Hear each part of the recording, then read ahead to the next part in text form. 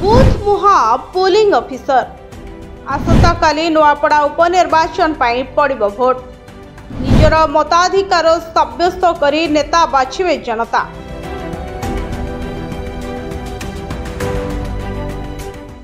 आसंता काली नुआपड़ा उपनिर्वाचन पाई पड़िबो vote निज निजर मताधिकार साब्यस्त करी नेता बाछिबे जनता। एथिपाई अंतिम पर्याय रे पहुंचीचे प्रशासनिक प्रस्तुति। आज विभिन्न मतदान केन्द्र गुड़िकरे पहुंचबे पोलिंग पार्टी। संवेदनशील 8टी बुथ को स्वतंत्र हेलिकॉप्टर रे जिबार व्यवस्था करा जायछे।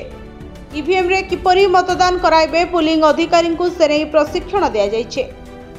मतदान दिन अपराह्न 5टा जाए भोटिंग प्रक्रिया जारी रहिबो। संवेदनशील बुथ रे 4टा जाए हेबो भोट। संवेदनशील बुथ रे सशस्त्र सुरक्षा कर्मी सुरक्षा जोगाई देबे। सेपटे रविवार संध्यारू प्रचार थमिथिबा बेले निर्वाचन आचरण विधि नियम अनुसार डेरा पकाइथिबा बाहर नेता और कर्मी भी नुआपड़ा छाड़िछन्ते। आरंभ होइछि साइलेंट पीरियड। निर्वाचन तारीख घोषणा हेबा परठारू कंपुथुबा नुआपड़ा एक रकम नीरव होइछि।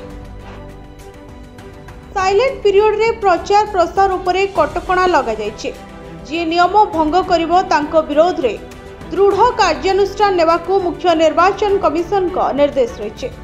एही नीरव अवधि सबु राजनैतिक दलों पाई बेस गुरुत्वपूर्ण।